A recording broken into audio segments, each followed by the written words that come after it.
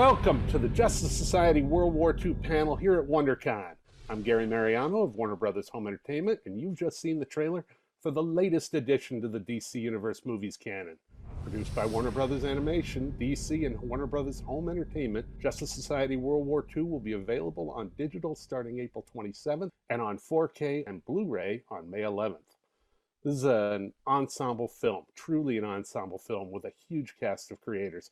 So we're going to break this panel into two segments, starting with the filmmakers, followed by our cast. Joining us now, please welcome, give applause at home, the writer of recent Warner Brothers animation films like Batman, Soul of the Dragon, and Mortal Kombat Legends, Scorpion's Revenge, as well as a staff writer from Supernatural. Say hi to screenwriter Jeremy Adams. After turns on the CW's popular Supernatural and DC Superhero Girls, she's making her DC Universe movies writing debut, right here. Say hi to screenwriter Megan Fitzmartin.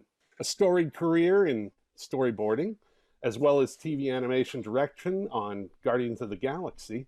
He's making his DC Universe directorial debut right here on Justice Society World War II. Director Jeff Wamister, a longtime veteran of Warner Brothers Animation Productions, including Batman Beyond and Constantine City of Demons, and fresh off of 2020's Superman Man of Tomorrow, please welcome supervising producer Butch Lukic. And Batman the Animated Series, that thing behind you. Yeah, he worked on that. And yeah, you see how old I am? Only about 100 other things, right, Butch? Yeah. Let's get right to the questions, and we'll start with Butch. Hey, Butch, fans have been clamoring for a Justice Society of America film for years. What was the genesis for this story in particular? Me and Jim were pitching to DC Access, which doesn't exist anymore, a Wonder Woman series. And I wanted to do World War II again, which I hadn't done in 20 years, since Justice League Adventures. But that didn't last. And this was before the Wonder Woman's first movie came out, the live action one, but it didn't go. So eventually when we started doing these DTV movies, we had to pitch to DC at least 7 or 8 pitches of story ideas that we were going to take the movies or the DTVs, and this was one of them.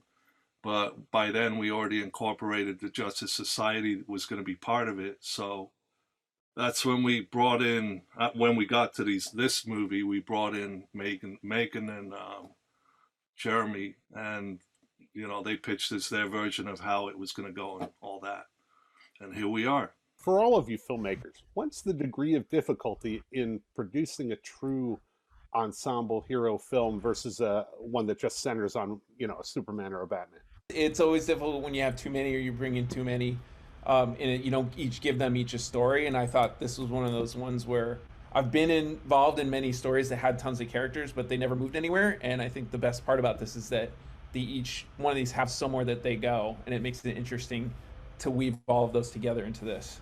Yeah, I grew up on reading a bunch of different like superhero teams and things like that. Butch mentioned Justice League, and that was a huge part of my becoming a storyteller. And one of the things that I was always really fascinated by is how having an ensemble group means that you get to play off all of these different emotional pieces that, like, if you were doing one particular character, it's just really about their journey, and you only really get to see like sort of how that one person is affected. Whereas in an ensemble group, like Wonder Woman is absolutely our leader, and she is the one that is the driving force. But you get to see how her decisions are also affecting everybody else on the team, and you get to see the different emotional spaces that everyone is existing in, because it's not just about her, it's about how everyone is sort of reacting in this very tense situation. Megan said it more eloquently than I could. I just want to play with the action figures, smash them together and whatever. But I mean, as a viewer, you always want to have some sort of story arc between characters and why they're there, so they're not just inconsequential like automatons. And I think it grounds the movie, and it anchors us into believing in the stakes and believing in the adventure they're going on. And so, that's always the challenge. And thank goodness we have people like Jeff and Butch that, can kind of have an overview and keep us in our lane, because if it was me, people would just be kicked in the face like the entire time. There are some of the fans' JSA favorites like Alan Scott's Green Lantern or Dr. Midnight or Wildcat that aren't in the film. Were there characters you wanted to include but couldn't? Well, yeah, I mean, look, Wildcat was always one of my favorites. There's a lot of fans, but honestly, it came down to this. If we put Wildcat in it, the Black Canary story is kind of similar to what his background is. So there were reasons why we had to pull characters out, and even Green Lantern, Alan Scott. It's like, well, he didn't serve the story for this. And future iterations, who knows? Yeah, more likely they would show up. But for this purpose and this story, it wasn't. These are the characters that were needed. And also Barry Allen Flash coming in, and Steve Trevor as part of the group kind of took out those other possibilities. Jeff, this is your feature film debut as a director, and I understand there are some personal elements to this film for you. Can you share that with the audience? I think we talked a little bit about this before, but yeah, like my grandfather directly was in the war in North Africa, so it's kind of cool to be able to kind of revisit this stuff from when I was growing up, kind of looking at this stuff as I went along and seeing the stories that both he kind of shared with us and also having exposure to that history. It's really cool to be able to tell a story in that world. What's the successful process behind two screenwriters writing one seamless piece? It's having an office right next to him so I could yell at him whenever I wanted to. That was pretty much the best version of this. Was this like it would be because we worked on Supernatural together while we would be working on this as well, and we would be working on something and just like through the wall would be like, Jeremy, this is dumb, or Jeremy, I don't know what this is, or like vice versa, of like anytime I needed help or anytime I had a question about a scene. And the same way, like I've known Jeremy, I don't know how long I've known you at this point, a fair amount of time, and I feel like we've spent a fair amount of time together to be able to learn a solid language of story that we get to talk through and about. And I would like to make people as sad as possible and Jeremy would like them to be as bruised and bloodied as possible, and so therefore between the two we end up with this. Yeah, I think even though I would never call Megan's stuff dumb, but I've been on the receiving end of that. I mean, I think it's also just about open communication and keeping each other honest to where the story's supposed to go and where, maybe it's lagging, maybe it could be improved, maybe it can't be improved. And it's just having that open dialogue back and forth. Butch, there's been a lot of fan reaction to the character and art designs from your first film in the DCU movies. Can you talk about that artistic style and how any of that might have evolved since Superman Man of Tomorrow? Well, originally this style was set out. I intended it for Batman Long Halloween, which obviously was put back, and we moved ahead with Man of Tomorrow. But we did complete some of Long Halloween, and it does have this kind of 40s feel to it because of the style of the books.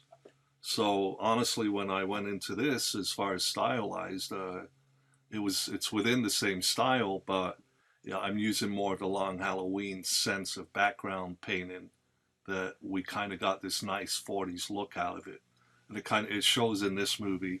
And then the rest of the models themselves, they were designed by Otto Schmidt, pre-design, and then John Suzuki and Dusty Abel, my two guys in-house, they kind of refined it for animation.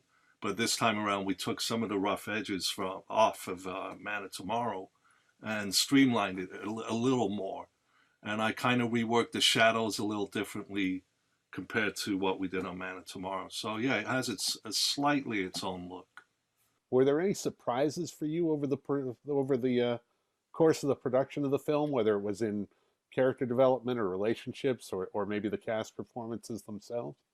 I was amazed when I finally saw the final picture. Like, not only is it just unbelievably gorgeous, but there were some characterizations specifically on Black Canary for me, and the way that her story played out.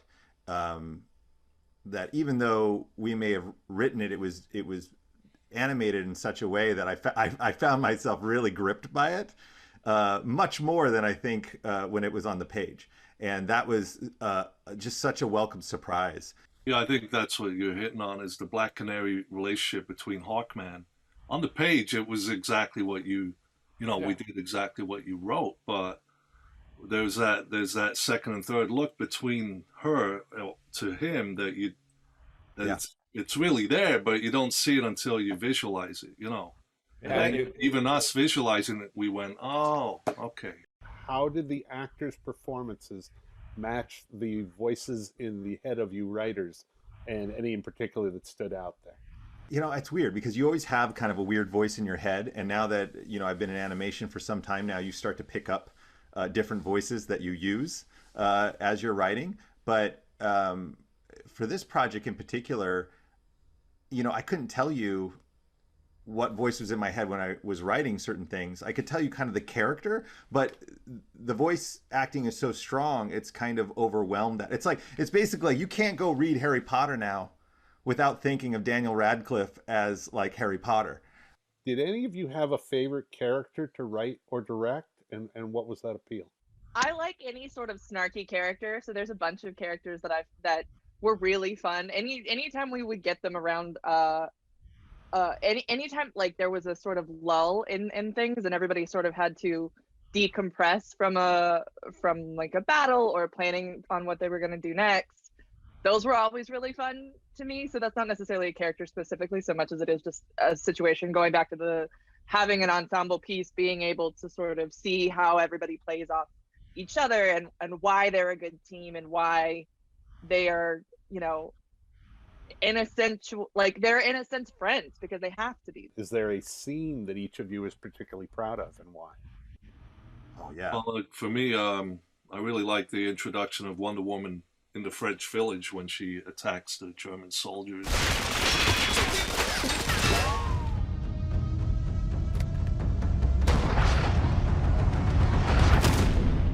That moment where Wonder Woman just kind of moves her head to dodge a giant tank bolt, is so awesome.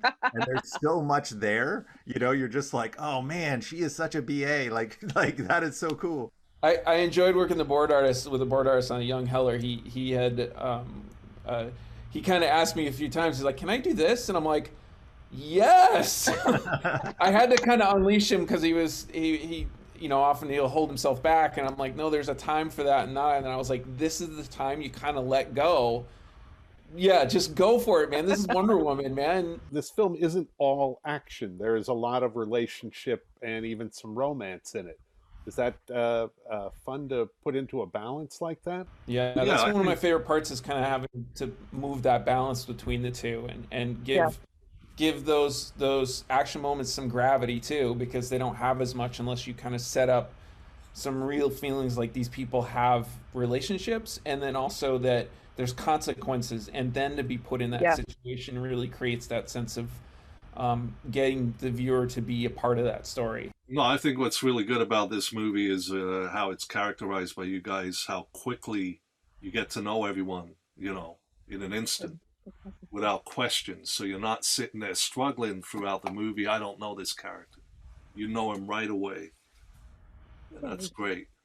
Well, I hope everybody's gotten to know the filmmakers. We're going to move over to the cast in a moment. So please say a big thank you now, from your home, obviously, to Jeremy Adams, Megan Fitzmartin, Jeff Wamister, and Butch Lukic. Thanks, everybody. We'll be moving on to the cast now. And we're back in a flash at WonderCon at home, and I bet you didn't even notice us go through the Speed Force. We have got most of the impressive cast of Justice League World War II. From Madam Secretary and Batman Hush, our voice of Charles Halstead and the Advisor, Jeff Aaron. From The Flash, Spartacus, and Justice League Dark Apocalypse War, our Aquaman, Liam McIntyre. From Silicon Valley, the voice of Mickey Mouse, and co-starring with Dwayne Johnson, Ryan Reynolds, and Gal Gadot in the upcoming Netflix movie Red Notice, our Steve Trevor, Chris Diamantopoulos. You know him from cornering the market on fanboy everything these days, from American Gods, The Mandalorian, and our Hawkman, Omid Abtahi. You know her all too well from Arrow, the Black Canary in our film, Alicia Rotaru. You remember him well from JoJo's Bizarre Adventure. R.J. Garrick here, the Flash himself, Golden Age, of course. Armin Taylor from The Boys in the Band, White Collar, Doom Patrol. You know him today as our Barry Allen, the Flash, Matt Bomer. And last but not least, from Castle, Absentia, and the upcoming A Call to a Spy, Wonder Woman for us here, Stana Katic. Oh my God, you people have no idea what you're in for, but wait till you hear these people do the voices of the characters. They're amazing. This is a true ensemble film, and your characters, at least to me, feel very fully developed. Can you guys talk about the joys and the challenges of pulling off an ensemble performance? It's a testament to the way that this whole process is done that we were able to pull off an ensemble performance, and certainly plays in the movie. The interplay between the characters, the comedy, and even the drama plays so beautifully. And what's especially astounding about that is that for the most part, I believe that we all recorded separately. Is that right, guys? Yeah. That's and correct. So, I mean, it's certainly a testament to the writing, because it was woven together so well. But really, Wes and Butch, who directed us, had such a smart way of making sure that each of our lines would weave into the next line. So, I mean, and it does. When you watch the film, it's like we were all hanging out together for 6 months. And I wish we were. We would have had fun. You recorded this film 17 months ago. How did the animated film play out for you watching it versus your first impressions of the script and what you might have envisioned while you were recording? Well, I'll just say that having been through the past year, certain aspects of Barry's journey over the course of the film resonated with me a bit more, because when we first see him, he's so distracted. He's trying to balance 500 different things. He's kind of a workaholic. He can't let go of work.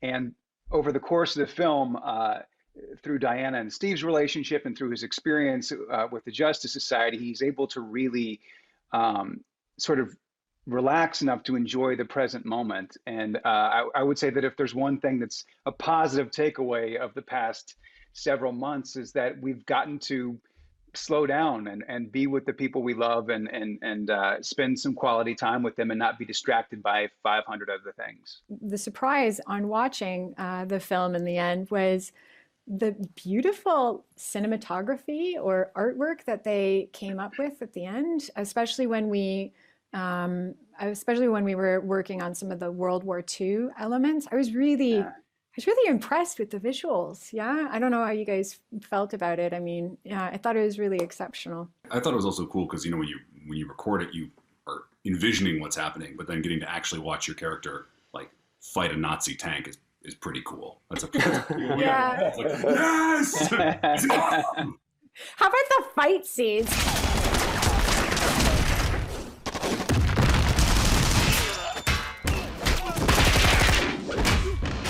I was so stoked about the fight scenes. I was like, woohoo! Yeah, yeah.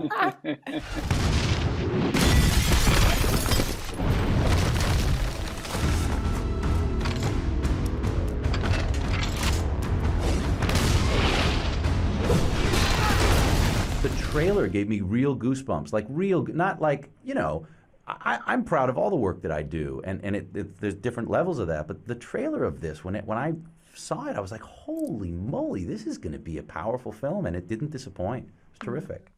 Who amongst you did any research on your character prior to recording it, and how did that help you with the performance? I did some research, and if I can be honest, it was probably the most confused I've ever been.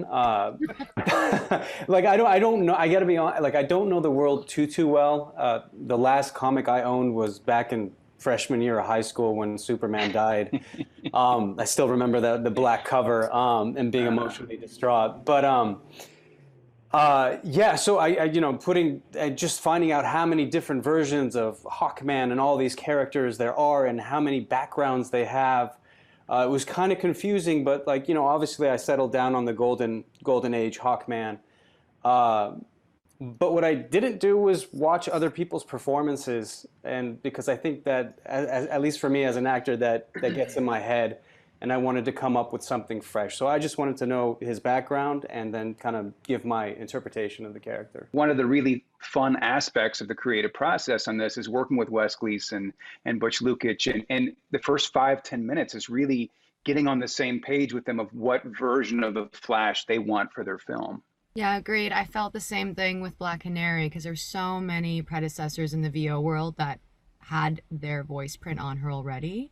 And then taking us back to World War II and trying to keep, one of the directions from Wes that I recall was he wants to keep her a little modern, but still honor the era. That was a lot of fun to find, but it was also, inspired by some of the art that I got. I don't know if you guys got to see some of your art when you went in. I didn't, no. Yeah, they had some, not particularly of Black Canary, but just of the world. So I was like, ooh, wow, cool. Like Butch was like, check this out. So, and then for ADR sessions, when you came, got to see stuff live, I was like, wow, that's how they laid it together. So that was really, definitely like a nice Wes guidance with like, thank you for that. I had a cool thing where when I found out I got Jay Garrick, my wife was like, oh, my grandfather loved that era of comics, the Golden Age, and he was, I don't know, like late high school when World War II was going on. So I got him on the phone, and he was like, "Oh yeah, this is I read all those, and this is what it meant to me." And so getting to hear someone who was one of the first people to consume this content and get to hear his take on it was like that helped me sort of like understand what the expectation, at least the original expectation of Jay was for a fan from 7 decades ago or something. So that was cool. There was no, I don't think Charles Halstead or his alter egos has ever been recorded in any of these. So I felt absolutely no responsibility to follow in the footsteps of anyone else. I did have to dig deep to to find his character in the lexicon of DC because I wasn't aware of him before. But it's such a cool. What I did discover was how cool it gets, and I'm excited. I'm excited to see what happens. Stana and Omid, how did you guys approach choosing the voice for your character? In particular, Stana finding a Themyscira accent because they're so well documented, and Omid avoiding any accent for Hawkman. Wait, what's your real accent, Omid? I talk like this no, this is my real accent. Okay. The real life Amazonians were Scythian. I don't know if I'm saying that correctly, but I don't know if anyone knows how to say it correctly. So there you go. I know how to say it. Scythos. Yeah. Yes. So I thought it would be kind of neat to pay homage to what that could have been if somebody was speaking in English from there. So I reached for something that felt like it could be, kind of this Illyrian, Thracian, Grecian-esque sort of accent. And then, my grandmothers lived through that era, and I put a touch of them in there, just as like a personal sort of from the heart. Regroup with the others, tell Carter to take care of the planes. We need to buy more time. Did President Roosevelt send you? President Roosevelt? What? What's happening? Keep an eye on whatever this is. And I think that was something that, we talked about. I asked Butch and Wes, I said, do you guys want an accent? Do you prefer an accent? And they were really for that. Because I know sometimes voice actors don't necessarily have to put an accent for Wonder Woman, but they were into it, especially for this chapter in the story. Yeah, and mine's quite the opposite. I'm playing Carter Hall, obviously, and I know at one point in a life long ago, he was Prince Khufu. So it just didn't quite make sense for me to play it with an accent. He didn't lose his accent 4 lives later. And it's basically, I had worked with Wes before, and when he asked me to join this project, I said, like, what are you looking for in the voice? And he said, just kind of do similar to what you did on our last project. I love the texture and the depth. And what was more important to me than the accent was, having a voice. And it's not like I put on anything, but like just playing a character that has lived many lives. So there's wisdom in it and there's depth in it. And, hopefully that came across. I know things seem dire, but one day this will all be over and we will all need to live again. For me, it's finding that other half that I look forward to. I loved your guys' takes on the characters. I really enjoyed it. I thought, not to be like what is it called? When you're like, you like licking people's bums, but not like that, a brown noser, I don't know, it's bum liquor. Bum liquor now, stop. But I really did. I really enjoyed your guys' voices and your takes on the characters. And I just wanted to support that. I mean, because I loved it. I loved what you guys did. It's beautiful. Thank you. Same. Likewise. Thanks. I feel the same way. To further brown nose, I thought what you did accent-wise, it actually really took me by surprise because I wasn't aware that it was going to be an accented thing, and it's so easy to either not go far enough and have it be inconsistent, or to go so far that you feel like you're watching a Count Chocula commercial. I thought what you did was so specific and so delicate and just right. And I'm telling you, the first time I saw it and heard your voice was when I was doing ADR for this. And I really was blown away. It's so lovely and super consistent and sexy and mysterious and it's I've never heard that accent before. And that's a tall order, man. I mean, really great job. I'm going to stay with you here, Chris. You're Okay. voicing the only character who doesn't have superpowers in this movie. Is that disappointing or liberating? I mean, what do you see as Steve Trevor's key strength? I beg to differ. I think he's got a super jawline. I think, no, I'll tell you what, man. When Wes called me about this job, I jumped. And it wasn't just because I love working with Wes and I love this whole universe. I love playing superheroic beings as much as the next guy, but what really drew me to this was the era, the cadence of that 1940s speak, the vernacular. I've taken a deep dive recently into Turner Classic Movies and just been obsessed with Humphrey Bogart.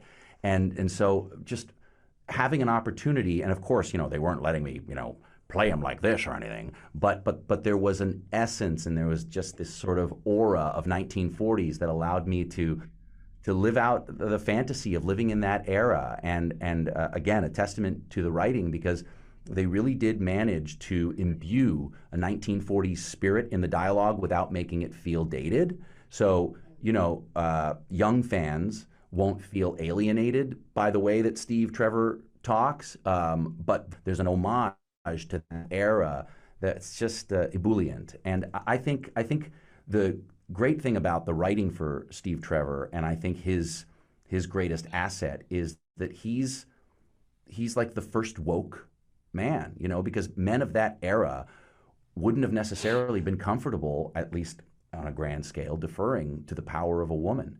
And I think what's just brilliant about the way that they've written Steve Trevor is that he's unabashedly, not only will he defer to Wonder Woman's power, but he exalts that. And it's wonderful to have an example of a man from a bygone era that wasn't living within societal construct or norms that show us that we're all equal, that would have recognized,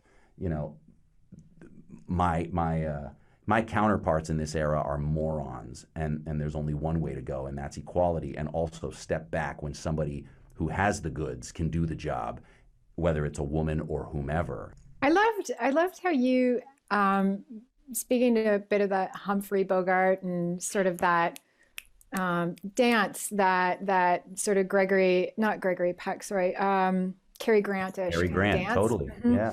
I loved how you added it, and it was in the dialogue. There is a bit of this element of the cat who ate the canary in the performance, and it was very charming. It was very endearing, and I felt like in watching it, I felt like I bought that love story because of that part of the performance, you know? Oh, that's cool. That's sweet. Yeah, I thought the love story was beautiful. I couldn't believe that I was compelled by this genre love story. It was lovely.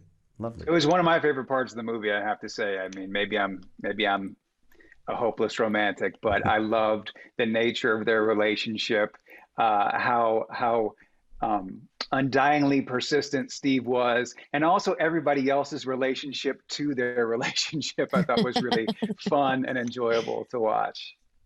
Liam, when I was a kid, I actually thought Atlantis was near Australia.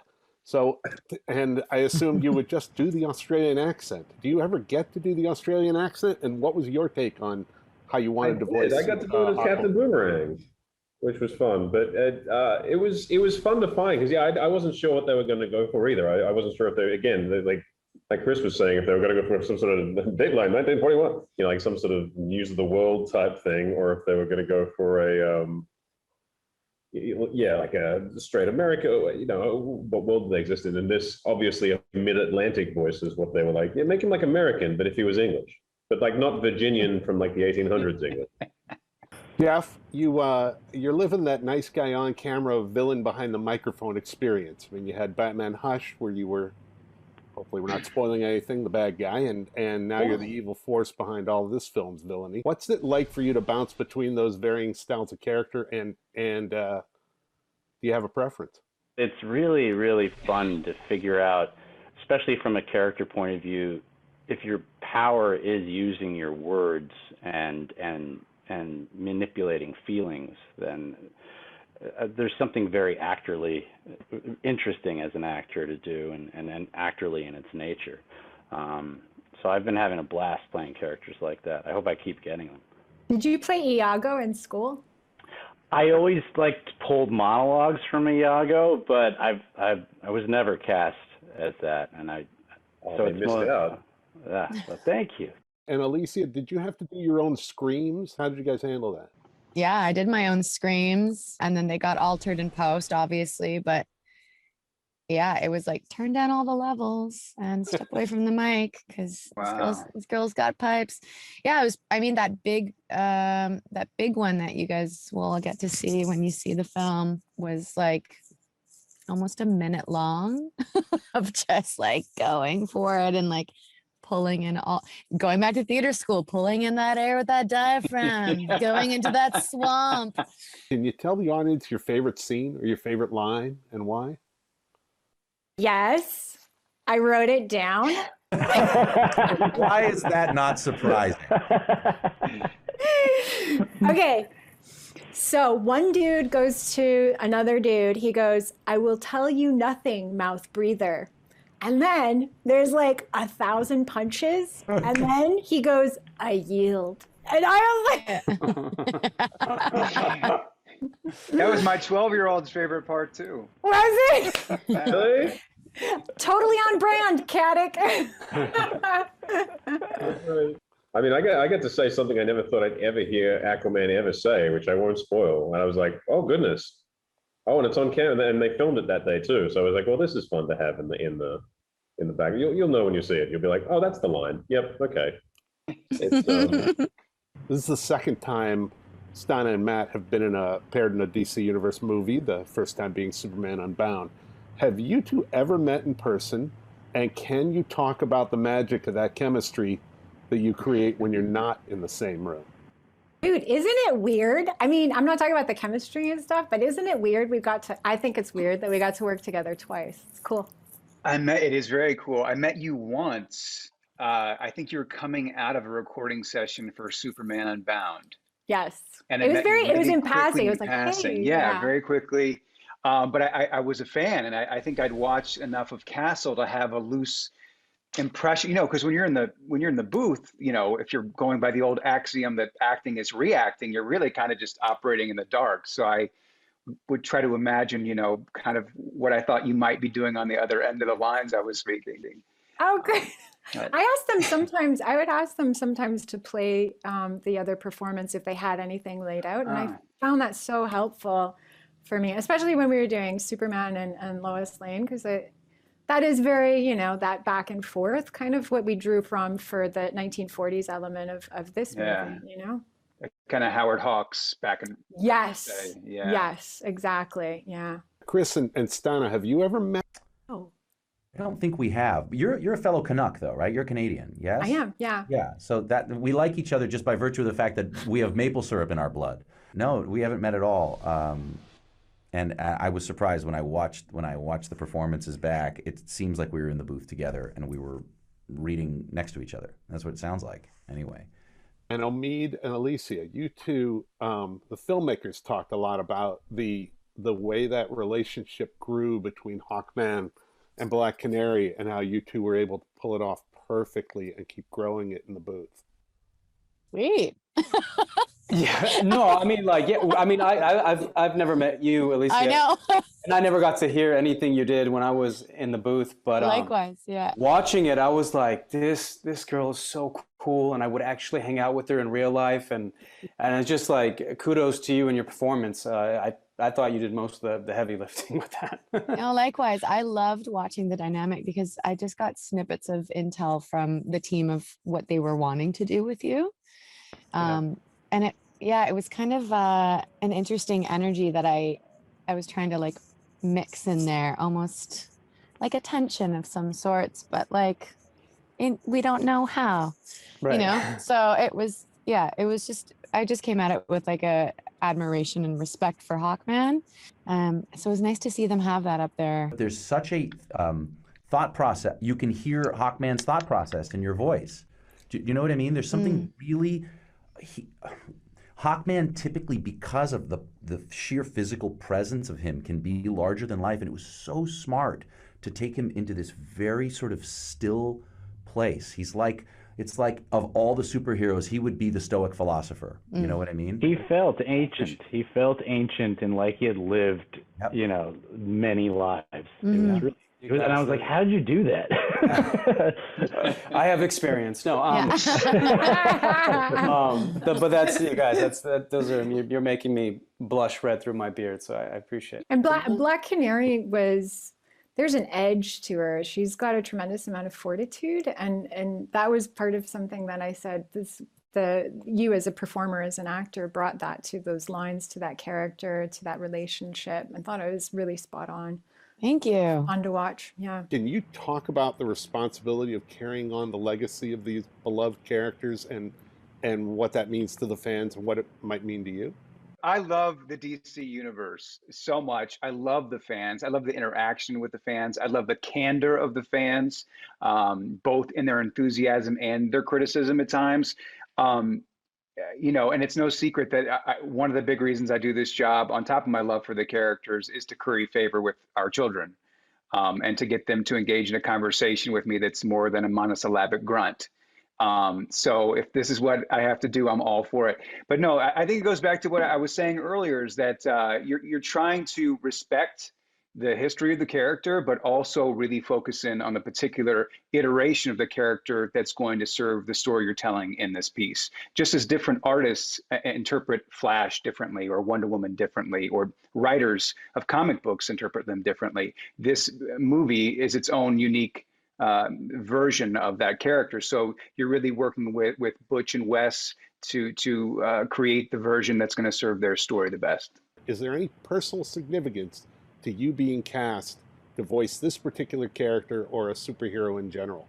This is the first time I've gotten to play a superhero, and growing up when you're brown and there's not a whole lot of characters you can look up to, and then when I became an actor, and just if I wanted to fantasize about being in a superhero movie or a project, it was never to be the superhero. It was always to be like the taxi driver in the opening scene, and then the superhero jumps in. And he's like, "Can you get me to so and so?" I'm like, "Oh, I'm sorry, sir. It's traffic." And then he's like, "Oh, sorry. Okay, and he takes off his suit and he flies to wherever he needs to be." So I mean, so that's why it meant so much to me to be asked to be part of this project and to play a character like this, because 10 years ago, 12 years ago, I would have never, dreamed of it. That's beautiful, dude. And that says it all. And by the way, we win. Like, boy, do we win, man. That's lovely. I appreciate it. Thank you. You can't choose yourself for this answer. What character or performance did you like the most in the film and why? I really loved everyone's performances. Yeah. Because you get the script, you read it, I don't know, maybe think how you'd say the line, or you ignore it altogether. But then, like, getting to see it play out at every single line, I was like, oh my God, these are such great performances and such great relationships, and it was just really cool to get to see everyone work like that. And I loved everybody. I was so hoping you'd like everybody's performance. Except you, Liam, got some notes. Everyone else, yeah. Did you guys hear? Did you hear some of the background languages that were being pulled in for this? I thought that was like the French, you mean, or the German? The French, the German, all of that. I thought that was really cool. I was really grateful that we got to have that sort of authentic feel in the background of the story that we're obviously conveying for audiences that are, that are maybe going to be English speakers, I guess. Mm-hmm. And I say also, Gary, it really does go back to Butch and Wes, though, because we're operating in a black space. I mean, what we have is this great script that was so well put together, but really, there's nothing for us to grip onto. We don't have each other to grip onto. There's no interplay. So we have to trust Wes and Butch that they're guiding. It's literally being blind and walking into oncoming traffic and having someone in your ear say, stop, turn left, turn right, move forward, move back. And you have to really trust them. So you have to follow your instincts and sort of what your impetus is when you read the script. But you really have to trust that these guys see the entire painting, not just your little brushstroke. And they really did a tremendous job. Yeah, they were so incredible at how trusting they were of us. I'm sure you guys had the same experience where they just been like, yeah, do that. And then sort of you see them sort of talk to each other, go, hey, how do we work this? This is interesting. Or like, okay, what else can you do? It's a bit more of this. What do you got for that? And it was just a lot of fun playing with them, and they'd let you go, they'd sort of let you out on the lead and then sort of tug a little bit and sort of guide you in the right direction. And it was so collaborative. So along those lines, can anyone remember specific instructions that our fine voice director, Wes Gleason, gave you that helped steer you where you were? More caffeinated. I'll never forget that one. That's the key to Flash, right? I think Stana actually called it on my performance. My visual was chip on shoulder and edgy Cool. and youthful, because out of the ensemble, she was, I guess, the younger one. So that was interesting because you don't want to keep, like I said earlier, you don't want to make it too modern, but they kind of wanted to push it that way. So that was always there. For me, there's a scene with Hourman where we're like pinned down and getting shot at, and Wes was like, so you're in the 5th year of the war, and literally every single mission Wonder Woman is like, so you two go draw fire and we're gonna go do this. She's like, you are just used to this. And you guys are like, well, here we are getting screwed again, but hey, we love it. Not so bad. I mean, we might get shot, but could be worse. All right, well, we're going to wrap up now. I want to give a quick reminder that Justice Society World War II will be available on digital starting April 27th and on 4K Ultra HD Combo Pack and Blu-ray on May 11th. And it does include the bonus feature of the DC Showcase animated short, Commandy, The Last Boy on Earth, starring Cameron Monaghan. So I want to also say thank you to our wonderful panel, Jeff Arend, Liam McIntyre, Chris Diamatopoulos, Omid Abtahi, Alicia Ratoru, Armin Taylor, Matt Homer, and Stana Katic. And a big thank you to all of you at home for joining us here at WonderCon at Home and continuing to support the DC Universe movies. So thank you all to you. Thank you all to all of you at home. And we'll see you again next time.